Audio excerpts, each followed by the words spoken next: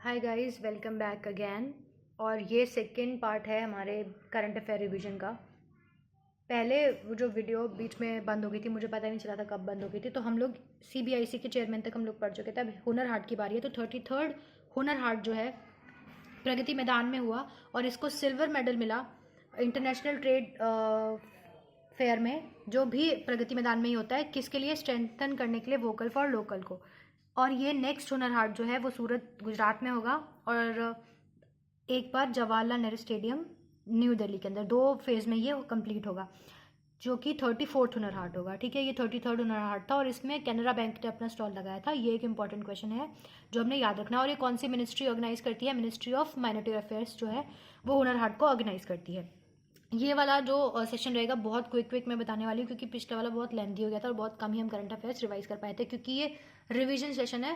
तो ये बहुत ज़्यादा क्विक होने वाला है। ठीक है, और मैं कहाँ से करंट अफेयर करती हूँ, बहुत से लोग पूछ रहे हैं। तो मैं करंट अफेयर्स करती हूँ अफेयर्स क्लाउड से और कपिल काटपाल सर के वीडियोज से। 2 जगह से मैं उनके दोनों के पीडीएफ्स मैं पढ़ती हूँ। केरला ने अपने रूरल हिंटरलैंड्स के लिए जो जहाँ पर टूरिज़्म बढ़ाने के लिए उन्होंने एक स्कीम लॉन्च करी है, उसका नाम है street sustainable tangible responsible experimental ethnic tourism hubs. ठीक है, इसकी थीम रहेगी green street, cultural street, village life experience street, experimental tourism street. Basically क्या है कि अपने टूरिज्म को बढ़ाने के लिए केरला ने एक स्ट्रीट नाम की एक स्कीम लॉन्च किया, जिसमें कि वो इस तरह की ग्रीन स्ट्रीट और कल्चरल स्ट्रीट इस तरह की एक्सपीरियंसेस प्रोवाइड करेंगे टूरिस्ट्स को। अगला आता है, मेघालय से न्यूज़ आती है, एक्विला X2 ड्रोन इन्होंने इस्तेमाल किया डिलीवर करने के लिए मेडिसिन रिमोट एरियाज के अंदर, प्राइमरी हेल्थ सेंटर्स में, जिसने 25 किलोमीटर का जो डिस्टेंस है सिर्फ 25 मिनट्स के अंदर ही कवर कर लिया गया। तो मेघालय बना है पहला स्टेट जिसने अपनी प्राइमरी हेल्थ सेंटर्स में मेडिसिन की डिलीवरी की ड्रोन से, जिसका नाम था एक्विला X2। उसके बाद बात करते हैं world's first multi model brain imagining data analytics, नाम है इसका स्वदेश। इस तरह की न्यूज़ जो कि वर्ल्ड की फर्स्ट है, इंडिया की फर्स्ट है, या फिर कोई women prime minister president first बनी है, इस तरह की कोई भी फर्स्ट वाली न्यूज़ होती है वो अपने आप में बहुत इंपॉर्टेंट होती है। ठीक है, और कोई ना कोई एग्जाम में एक ना एक आ ही जाती है। बहुत स्ट्रेट फॉरवर्ड वन लाइनर होती है, इसलिए हमें ये कभी नहीं मिस करनी है। ये बहुत ज़्यादा इंपॉर्टेंट नहीं है, लेकिन क्योंकि ये फर्स्ट और बहुत ज़्यादा समझ भी नहीं आ रही है, ठीक है, टू बी ऑनेस्ट, लेकिन क्योंकि ये फर्स्ट इस तरह का मल्टी कुछ नहीं है इसमें, मल्टी मॉडल ब्रेन इमेजिनिंग, वो 3D वगैरह का होता है ना, ब्रेन की इमेजेस इसमें आएंगी, ब्रेन के में डेटा को स्टडी करने के लिए, वो सब चीज़ें हैं जिसे डेवलप किया है किसने? Department of biotech national brain research centre ने। इसका नाम है स्वदेश, सिर्फ इतना याद रखना है। Indian oil, Bharat petroleum and Hindustan petroleum ने मिलकर एक रिटेल आउटलेट स्कीम लॉन्च की है। और क्या लॉन्च किया है? Digital customer feedback portal. इसमें क्या होने वाला है बेसिकली कि किस तरह की परफॉर्मेंस उनकी रहती है वो देखने वाला है, और उसके बेसिस पर उनको अवार्ड दिए जाने हैं। श्रेष्ठ और उत्तम अवार्ड जो ministry of petroleum natural gas देगा।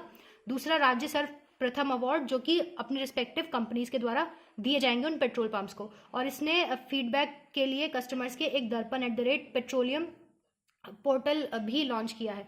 उसके बाद हम बात करते हैं 1 दिसंबर की करंट अफेयर्स की। पराग अग्रवाल, बहुत बहुत इंपॉर्टेंट न्यूज़ है ये वाली। पराग अग्रवाल जी ने, जो कि सीईओ हैं ट्विटर के, बने हैं नए सीईओ, रिप्लेस किया है जैक डॉर्सी को। अर्लियर वो क्या थे? सीटीओ थे ट्विटर के अंदर ही। वो एलिमनाई है आईआईटी बॉम्बे से। पराग अग्रवाल बहुत ही इंपॉर्टेंट न्यूज़ है। ठीक है, ये ट्विटर जो है हमारा 2006 में शुरू हुआ था और को फाउंडर थे जैक डॉर्सी। तब बहुत टाइम से 2 बार ये रह चुके हैं यहाँ के सीईओ, अब जाके पराग अग्रवाल सीईओ बने हैं। उसके बाद इंटरनेशनल फिल्म फेस्टिवल जो होस्ट किया जाता है ministry of information and broadcasting के द्वारा, 52nd एडिशन हुआ है, जो गोवा में हुआ है। हर साल ये गोवा में ही होता है, 20 से 28 नवंबर के बीच होगा। इसमें जो बेस्ट फिल्म है वो रिंग वॉन्डरिंग रही है। बहुत ही इंपॉर्टेंट न्यूज़ है ये वाली। ठीक है, उसके बाद जो मोस्ट फ्रेंडली स्टेट जो रही है फिल्म शूटिंग के लिए वो उत्तर प्रदेश रहा है। और film personality of the year 2 लोगों को मिला है, हेमा मालिनी जी और प्रसून जोशी। दोनों के नाम बहुत फेमस है, इनको आप जानते होंगे, बहुत फेमस एक्ट्रेस हैं। और प्रसून जोशी जी को तो कौन नहीं जानता। ठीक है, उसके बाद ब्रिक्स अवार्ड की बात करते हैं। ब्रिक्स अवार्ड भी मतलब पहली बार साथ में ही इसके हुआ है। ब्रिक्स फिल्म फेस्टिवल भी आईआईएफ के साथ में ही हुआ है।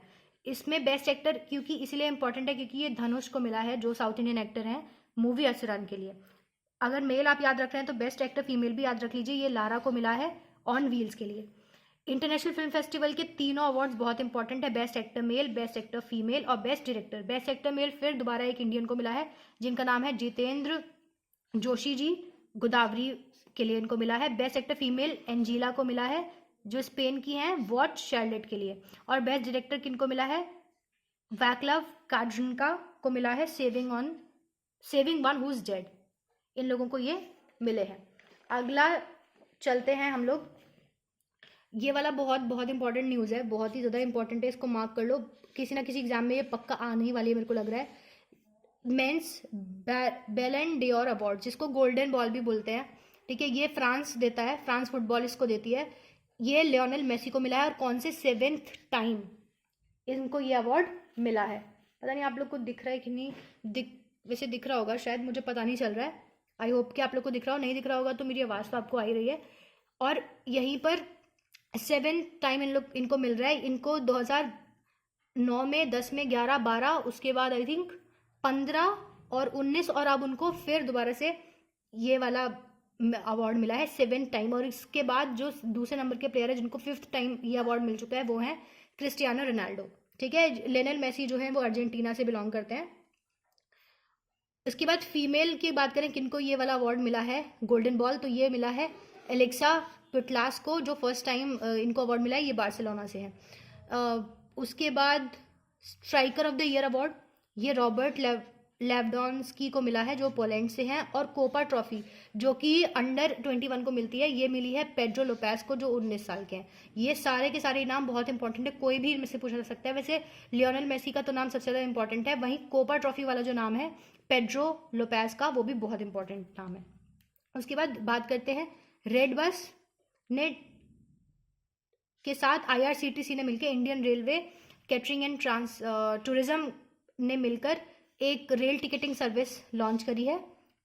ये शायद मैंने नाम गलत लिखा है, ये कौन सी सर्विस है आप लोग मेरे को बताना यार, मैं सर्च करके वरना कमेंट में डाल दूंगी। ये रेल नहीं होगा, रेल टेल या कुछ ऐसा कुछ होगा, रेल टेल होगा आई थिंक ये। उसके IRCTC के फैक्ट्स की बात कर ले तो IRCTC के जो चेयरमैन है वो हैं रजनी हसीजा जी, और हेडक्वार्टर इसका दिल्ली के अंदर है, ठीक है। रेड बस वाले इतने इंपॉर्टेंट नहीं थे, तो इसलिए मैंने याद भी नहीं करे हैं, और मुझे नहीं याद है यार ये इसके रेड बस वाले, ठीक है। उसके बाद बात करते हैं जितेंद्र सिंह, डॉक्टर जितेंद्र सिंह जी, जो यूनियन मिनिस्टर ऑफ स्टेट हैं, किस मिनिस्ट्री के, ministry of personnel public grievance and pensions के। इन्होंने फेस रिकॉग्निशन टेक्नोलॉजी किसके लिए, पेंशनर्स के लिए लॉन्च करी है, जिसका नाम है यूनिक नाम की फेस रिकॉग्निशन टेक्नोलॉजी पेंशनर्स के लिए लॉन्च करी है। इसके अंदर क्या होएगा, लाइव सर्टिफिकेट्स जो है डिजिटली वो दिए जाएंगे, और वो डिजिटल सर्टिफिकेट्स जो हैं वो उन पेंशनर्स को हर साल सबमिट करने हैं टू रिसीव पेंशन। ये यूनिक जो हमारा टेक्नोलॉजी है, ये किसने डिज़ाइन करी है, ये NIC और UIDAI ने मिलकर, नेशनल इंफॉर्मेटिक सेंटर ने मिलकर और UIDAI ने मिलकर ये डिज़ाइन करी है। उसके बाद हमारी ये वाली बहुत इंपॉर्टेंट न्यूज़ है, मैंने आपको बताया कि कोई भी फर्स्ट वाली कुछ न्यूज़ होती है ना, वो भी अगर विमेन से रिलेटेड कोई न्यूज़ है तो वो इंपॉर्टेंट होती है। First female prime minister Sweden को मिली है, और उनका नाम है मगडैलेना एंडरसन। ये पहले फाइनेंस मिनिस्टर थी स्वीडन की, और अब ये बन गई हैं प्राइम मिनिस्टर। कैपिटल स्वीडन की क्या है, स्टॉकहोम है, सबको पता है, और करेंसी क्रोना है। दूसरी एक और इम्पॉर्टेंट न्यूज़ है, कॉल योर कॉप एप्लीकेशन एक सामने आई है, जो नागालैंड ने दी है। इसमें क्या है कि अगर आपको कोई भी परेशानी है, मतलब आप सीधा कॉल करोगे कॉप को, या फिर आपकी जो लोकेशन है उसको ट्रेस किया जा सकता है आराम से, इस तरह की एप्लीकेशन है जो नागालैंड ने दी है। नागालैंड के जो चीफ मिनिस्टर हैं वो नेफ्यू रियो हैं, गवर्नर जगदीश मुखी जी हैं। पहले गवर्नर RN रवि थे यहाँ के ना, अभी जगदीश मुखी जी हो गए। एग्री फिनसर्व लिमिटेड जो NBFC है, सेंट्रल बैंक ऑफ इंडिया के साथ इसने को लेंडिंग एग्रीमेंट किया है, किसके लिए, एग्री लोन डिसबर्सल के लिए। तो ये क्या करेंगे, सस्ते दरों पर डिसबर्स करेंगे लोन्स को, एग्रीकल्चर लोन्स को फार्मर्स के लिए। NBFC और मैंने आपको बताया था कोई भी बैंक होता है और एक NBFC होता है, मिलकर को लेंडिंग एग्रीमेंट करते हैं। बेसिकली वो चीज़ें ईजी करते हैं लोगों के लिए, या तो MSMEs के लिए करेंगे, विमेन एंटरप्रेन्योर्स के लिए करेंगे, या फिर क्या करेंगे, एग्रीकल्चर के लिए, फार्मर्स के लिए कुछ करेंगे। तो इस तरह से एग्री फिनसर्व लिमिटेड ने और CBI ने किया है। सेंट्रल बैंक ऑफ इंडिया का हेडक्वार्टर जो है मुंबई में है। MD CEO इसके MV राव हैं। टैगलाइन क्या थी, सेंट्रल टू यू सिंस 1911 ही है ना, एक बार चेक कर लेना, सेंट्रल टू यू सिंस 1911 इसकी टैगलाइन है। ऊषा इंटरनेशनल लिमिटेड और एसबीआई। ऊषा ये वो वाली कंपनी है, वो स्विंग मशीन नहीं आती ऊषा वाली, आपके बहुत लोगों की मम्मियों के पास ये वाली मशीन होगी, मेरे घर पे तो है। ऊषा इंटरनेशनल लिमिटेड और एसबीआई ने मिलकर को लैंडिंग एग्रीमेंट किया है और एक नवचेतना फाइनेंशियल असिस्टेंस लॉन्च करी है। किन के लिए? विमेन एंटरप्रेन्योर्स के लिए। नवचेतना काफ़ी इंपॉर्टेंट न्यूज़ है ये वाली, एक बार अच्छे से देख लेना इसको। उसके बाद नीति आयोग बहुत इंपॉर्टेंट ऑर्गेनाइजेशन है, इसके स्टैटिक आपको रटे रहने चाहिए नीति आयोग के। इन्होंने मतलब ये वन लाइनर न्यूज़ है, बस मेरे को लगी कि इंपॉर्टेंट तो इसलिए मैंने डाल दी, बहुत ज़्यादा इंपॉर्टेंट नहीं भी है, खाली अगर आएगी तो ऐसी आएगी कि ये रिपोर्ट किसने दी है। ये designing the future of dispute resolution the online digital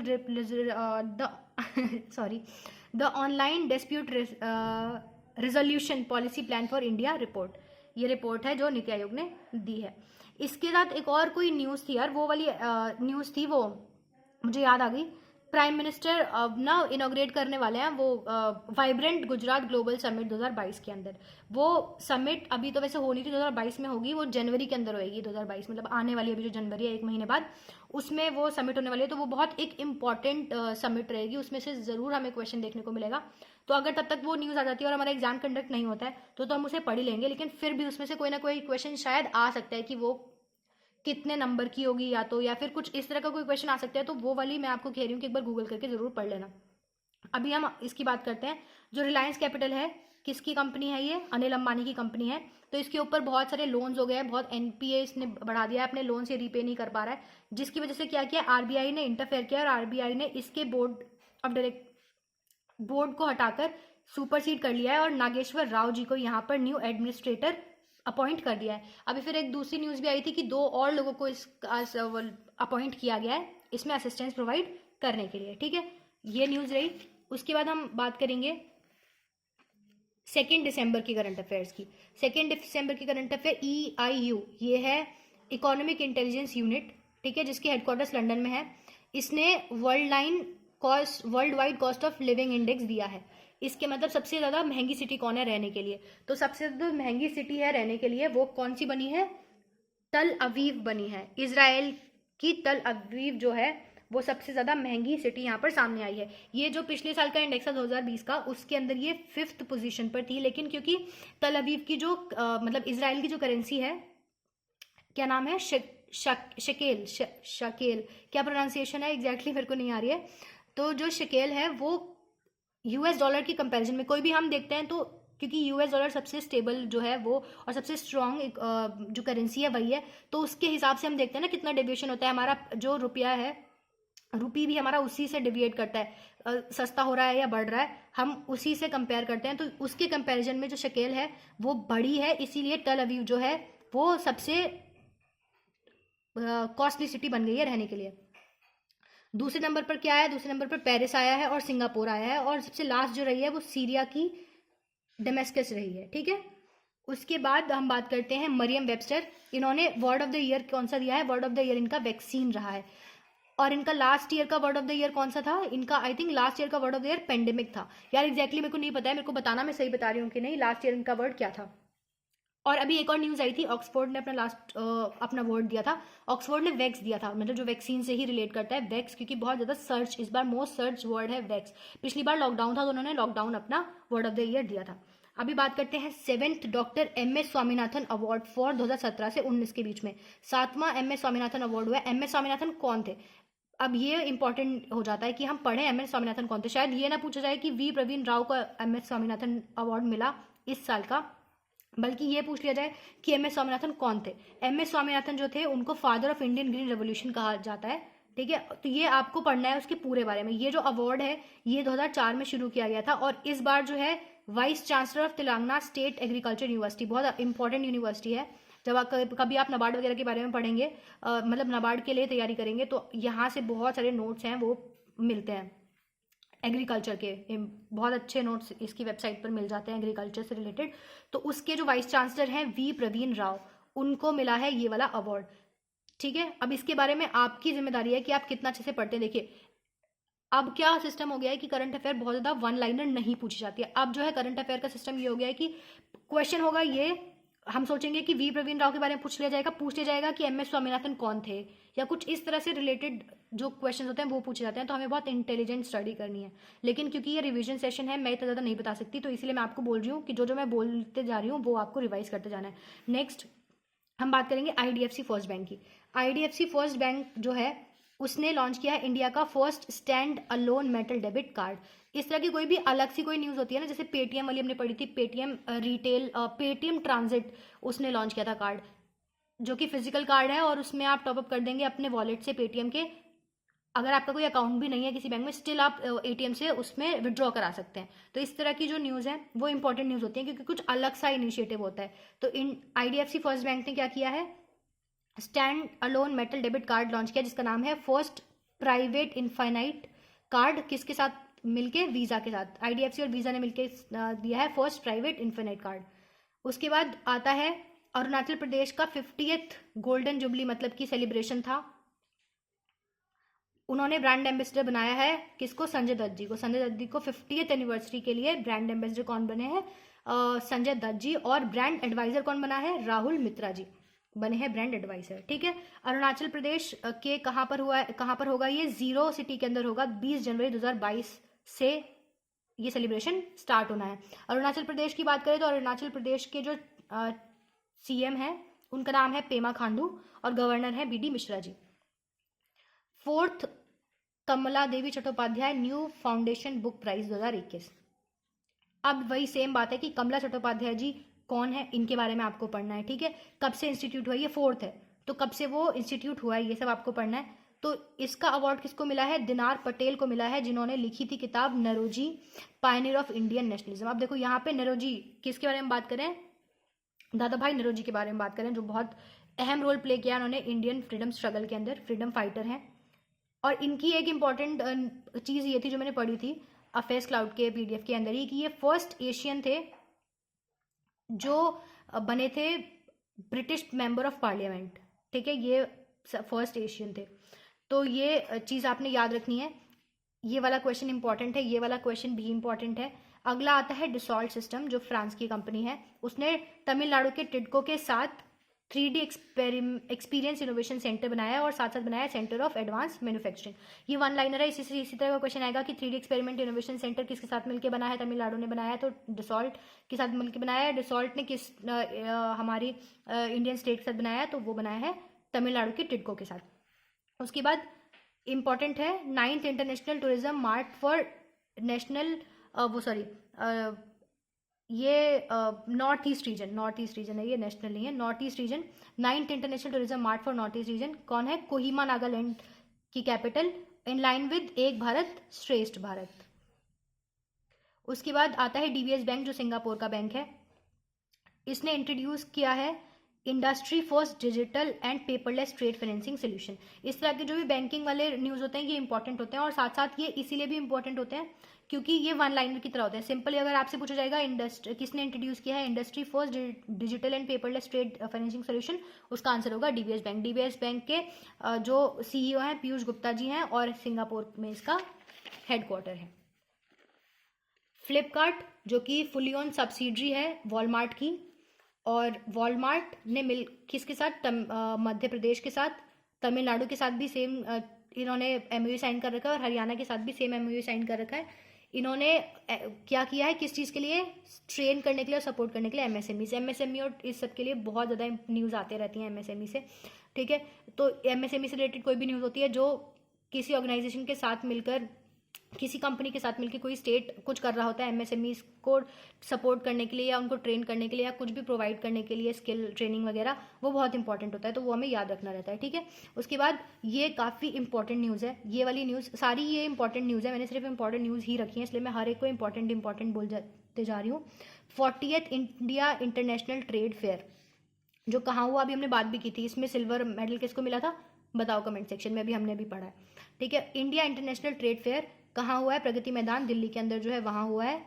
किसने इनॉग्रेट किया है, यूनियन मिनिस्टर पीयूष गोयल जी ने इनॉग्रेट किया है। इसके अंदर एक बहुत इंपॉर्टेंट चीज़ हुई है कि बिहार को 6ठी बार 6th time in row gold medal मिला है। किसके लिए, उनके state art and cultural richness को शोकेस करने के लिए। पार्टनर स्टेट भी बिहार ही था फोकस स्टेट इसमें कौन रहे हैं? उत्तर प्रदेश एंड झारखंड इसमें फोकस स्टेट रहे हैं। और इसकी थीम क्या रही है? आत्मनिर्भर भारत इसकी थीम रही है। पूरे का पूरा ही क्वेश्चन बहुत इंपॉर्टेंट है, इसको पूरे थ्योरली आपको पढ़ लेना है। फिर हम लोग आ जाते हैं 3 दिसंबर के ऊपर। 3 दिसंबर की बात करते हैं तो यहाँ पर chairman of India tourism development corporation ITDC को किसको बनाया गया है? संबित पात्रा जी को बनाया गया है 3 साल के लिए। संबित पात्रा जी सब लोग जानते होंगे, सबने इनको देखा होगा, प्रवक्ता हैं बीजेपी के, सबने सुनाई होगा, ठीक है। ये है, इनको चेयरमैन बनाया गया है इंडियन टूरिज्म डेवलपमेंट कॉरपोरेशन का। पहले ये इंडिपेंडेंट डायरेक्टर रह चुके हैं ONGC के, ठीक है। और ITDC की अगर बात करते हैं तो 1966 में शुरू हुआ है। और GK रेड्डी जो हैं इसके क्या है यार, डायरेक्टर हैं क्या? एक बार बताना, मुझे याद नहीं आ रहा डायरेक्टर हैं क्या है, प्रेसिडेंट हैं, ठीक है, मेरे को बताना ये चीज़। उसके बाद हम लोग बात कर लेते हैं UNESCO goodwill ambassador for cultural and creative industries. UNESCO का हेडक्वार्टर जो है कहाँ है, बताओ मेरे को कमेंट सेक्शन में, ठीक है। क्योंकि हम कुछ भी बात पढ़ते हैं यूनेस्को से रिलेटेड, कुछ भी पढ़ते हैं, ठीक है। अभी हमने सुबह भी यूनेस्को से रिलेटेड एक चीज़ पढ़ी थी, तो मैंने आपको बताया था उसका हेडक्वार्टर कहाँ है। मुझे नीचे कमेंट सेक्शन में बताओ कि उसका हेडक्वार्टर का सही आंसर क्या है। Goodwill brand ambassador for culture and creative industries किसको बनाया है? नाओमी कावासाकी को, जो कि जापान की है, ठीक है। ये इंपॉर्टेंट क्वेश्चन है, इसको याद रखना। नाओमी कावासाकी को बनाया है, जापान से बिलोंग करती हैं। उसके बाद हम बात कर लेते हैं इफ्को। इसको मिला है 10th world corporation monitoring report के अंदर वर्ल्ड फर्स्ट नंबर 1 कॉर्पोरेटिव बनी है।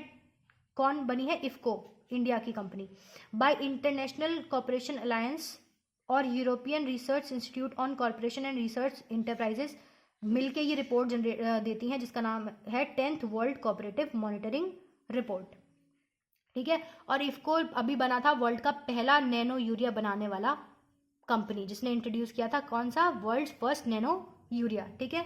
इसके MD CEO कौन है? US अवस्थी जी हैं। उसके बाद आता है women of year award from world athletics. World athletics ने women of the year award किसको दिया है? अंजू बॉबी जॉर्ज। बहुत इंपॉर्टेंट न्यूज़, ज़रूर किसी ना किसी एग्जाम में देखने को मिलने वाली है। अंजू बॉबी जी को मिला है world women of the year award. Anju Bobby ji का एक और बहुत इंपॉर्टेंट खासियत है इनकी कि इन्होंने वर्ल्ड ब्रॉन्ज मेडल जीता था वर्ल्ड चैंपियनशिप, और ये भारत से पहली एथलीट बनी थी ये करने वाली 2003 के अंदर, ठीक है। इनको अर्जुन अवार्ड भी मिल चुका है, ठीक है। और ये इंडियन एथलेटिक फेडरेशन की सीनियर वाइस प्रेसिडेंट भी रह चुकी हैं। नाम है अंजू बॉबी जॉर्ज। वहीं पर world athlete of the year किसको मिला है? एलेन थॉम्सन को, जो कि जमाइका के हैं। और क्रिस्टन, क्या लिखा है मैंने खुद ही नहीं पढ़ पा रही हूँ, ये क्रिस्टन, बस इतना ही बता देती हूँ, क्रिस्टन जो कि नॉर्वे के हैं, ठीक है। ये मेरे को खुद ही नहीं समझ आ रहा मैंने क्या लिखा है, तो देख लेना तुम लोग। उसके बाद पेटीएम ने मिलकर साथ में स्किल डेवलपमेंट मिनिस्ट्री के साथ लॉन्च क्या किया है? ये ट्रेन करेगा 6000 यूथ्स को फिनटेक इंडस्ट्री के अंदर अगले 3 सालों में, ठीक है। और ये डिज़ाइन किसने किया है प्रोग्राम? ये प्रोग्राम डिज़ाइन किया है पेटीएम ने। 6 महीने की ट्रेनिंग देगा। फिर से देख लो इस वाली न्यूज़ को, ये क्या है? पेटीएम जो है वो स्किल डेवलपमेंट मिनिस्ट्री के साथ मिलकर 6000 यूथ्स को फिनटेक इंडस्ट्री के अंदर 6 मंथ की ट्रेनिंग प्रोवाइड करेगा अगले 3 सालों के लिए। और ये जो पूरे डिज़ाइन किया गया है ट्रेनिंग प्रोग्राम, ये पेटीएम ने डिज़ाइन करा है। उसके बाद आगे आ जाते हैं महिला मित्रा प्लस। ये फेडरल बैंक का सेविंग बैंक प्रोडक्ट है, जिसमें क्या होगा? महिला, अभी नाम से ही पता लग रहा है यार कि महिलाओं को इसमें लोन्स दिए जाएंगे, कम दरों पर लोन्स दिए जाएंगे, ठीक है। ये फेडरल बैंक का एक इनिशिएटिव है। उसके बाद फेडरल बैंक की बात कर लेते हैं तो इसका हेडक्वार्टर जो है वह अलवक केरला के अंदर है। टैगलाइन है इसकी your perfect banking partner. MD CEO जो है वो है श्याम श्रीनिवासन। और कब शुरू हुआ था ये? पढ़ा तो था पर मुझे याद नहीं आ रहा है ये कब शुरू हुआ था। ये आप लोग मुझे बताओ कमेंट सेक्शन में कि ये कब शुरू हुआ था, मुझे याद नहीं आ रहा है, ठीक है। उसके बाद हम बात करेंगे कोटक महिंद्रा बैंक। कोटक महिंद्रा बैंक के जो स्टैटिक फैक्ट्स हैं आई थिंक कि सारे लोगों को पता होंगे, बहुत न्यूज़ में ये रहता है और बहुत ही ईजी इसके जो है स्टैटिक है। इसका हेडक्वार्टर मुंबई में है। उदय कोटक जी इसके MD CEO हैं और इसका जो टैगलाइन है वो है लेट्स मेक मनी सिंपल। इसने वर्ल्ड लाइन के साथ मिलकर, वर्ल्ड लाइन एक कंपनी है जो कि POS मशीन्स बनाती है, इसमें क्या करेगा? ये कि कोटक महिंद्रा बैंक एनेबल करेगा EMI पेमेंट्स को सारे अपने कस्टमर्स के लिए, कंज्यूमर्स के लिए, वर्ल्ड लाइन की POS terminal for over a period of 13 to 12 months। अपने जो भी कोई वो अगर प्रोडक्ट या कुछ भी बेच रहा है तो वो EMI के थ्रू पेमेंट हो सकती है, उनके कंज्यूमर EMI के थ्रू पेमेंट कर सकते हैं। किसको यूज़ करके? POS टर्मिनल्स को यूज़ करके वर्ल्ड लाइन के 3 से 12 महीने के अंदर अंदर। ठीक है, ये रहा। वर्ल्ड लाइन का जो हेडक्वार्टर है वो फ्रांस के अंदर है, पेरिस, फ्रांस। ठीक है, उसके बाद हम बात करते हैं SBI से जितनी भी न्यूज़ आती हैं वो बहुत इंपॉर्टेंट होती हैं। ठीक है, खुद SBI और RBI से जो भी न्यूज़ आती हैं वो बहुत इंपॉर्टेंट न्यूज़ होती हैं, उनको हमें बिल्कुल भी स्किप नहीं करना है। ठीक है, SBI के आपको पता होने चाहिए सारे स्टैटिक फैक्ट्स। ठीक है, तो SBI के स्टैटिक फैक्ट मैं आपको नहीं बताऊंगी क्योंकि ये इतने जैसे कि कोटक वाले हैं सबको पता होते हैं, इसी तरह से SBI का तो ऐसा है कि हर किसी को पता होना चाहिए। उसने लिस्ट किया है 650 मिलियन US डॉलर्स के ग्रीन बॉन्ड्स, किस पर? इंडिया इंटरनेशनल एक्सचेंज के ऊपर और लग्जमबर्ग स्टॉक एक्सचेंज के ऊपर। ये बहुत इंपॉर्टेंट न्यूज़ है, बहुत ज़्यादा तो मेरे को भी नहीं समझ आई है कि ठीक है, लेकिन इतना याद रखना है कि इंडिया INX के ऊपर और लग्जमबर्ग स्टॉक एक्सचेंज के ऊपर 650 मिलियन के ग्रीन बॉन्ड्स इसने लिस्ट किए हैं SBI ने। एक और बहुत इंपॉर्टेंट न्यूज़ है SBI के बारे में कि SBI अभी फर्स्ट पब्लिक सेक्टर बैंक बना था जिसने अपनी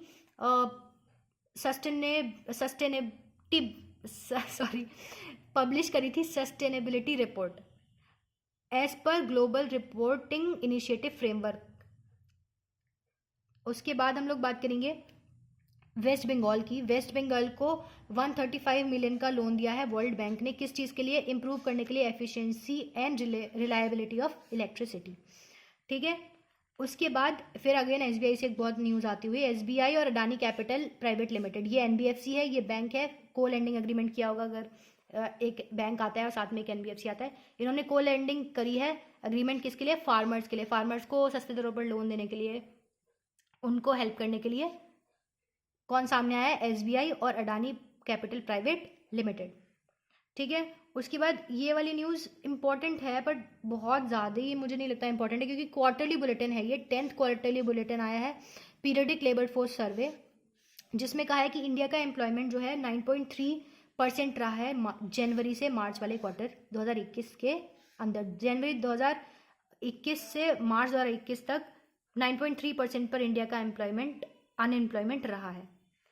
ठीक है, तो इसी के साथ हम लोग का कितने तारीख तक का? 3 तारीख तक का ख़त्म होता है, 3 तारीख तक का ख़त्म होता है। 4th वाला मैं नहीं बना पाई हूँ अभी, वो हम नेक्स्ट वीक कर लेंगे। ठीक है, अगर मैं देखती हूँ रिस्पांस किस तरह का मिलता है, क्योंकि यार बहुत टाइम मेरा भी जाता है इस पूरे के पूरे प्रोसेस के अंदर। नोट्स बनाने पड़ते हैं क्योंकि अगर मैं अपने लिए नोट्स बनाती हूँ ना, बहुत ही चलते फिरते नोट्स बनाती हूँ, लेकिन जब मुझे पढ़ाना होता है आके तो बहुत ही नई है ये सब चीज़ें मेरे लिए, तो मैं बहुत अच्छे से नोट्स बनाती हूँ, उसमें मेरा बहुत टाइम भी जाता है।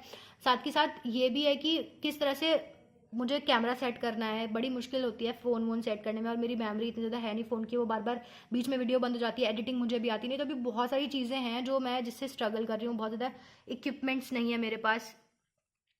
तो अगर आपको अच्छा लग रहा है और आपको लग रहा है इससे कुछ बेनिफिट होने वाला है तो यार मेरे को बता दो कमेंट्स में, तो ही मैं ये आगे कंटिन्यू करूँगी, नहीं तो अगर कोई बेनिफिट ही नहीं होने वाला तो इतना टाइम वेस्ट करने का आपका भी और मेरा भी कोई फ़ायदा नहीं है, क्योंकि मेरा भी बहुत टाइम वेस्ट होता है। जब जॉब के साथ ये चीज़ें करनी पड़ती हैं तो कहीं ना किसी चीज़ पे सेक्रीफाइस करना पड़ता है, तो अपनी स्लीप पे या अपनी स्टडीज़ पे। तो आप लोग मेरे को बताना कि आप लोगों को ये इनिशिएटिव किस तरह का लग रहा है। अगर आपको लग रहा है कि जेन्युइनली आपको फ़ायदा मिलने वाला है तो मैं कंटिन्यू करूँगी, चाहे मुझे थोड़ा बहुत कम सोना पड़े। ठीक है, लेकिन आप लोग बताओ अगर फ़ायदा मिल रहा है हम लोग तो ही कंटिन्यू करेंगे। और यार अगर अच्छा लग रहा है तो लाइक कर दो। ठीक है, अपने सब्सक्राइब कर लो यूट्यूब चैनल को और बताओ मुझे कमेंट सेक्शन में। ठीक है, और शेयर करो अपने फ्रेंड्स के साथ, ये बहुत इंपॉर्टेंट है। जब इतनी मेहनत बंदा करता है तो लगता है यार कि थोड़ा बहुत आप लोग भी बताओ मुझे कि कैसा आप लोगों को ये सेशंस लग रहे हैं। चलो फिर मिलते हैं नेक्स्ट वीडियो में। Till then take care of your self, अच्छे से पढ़ाई में लगे रहो। जिसका 11 तारीख को एग्ज़ाम है वो लोग अभी प्रीलिम्स पे पूरा फोकस रखो, और गुड नाइट, बाय बाय।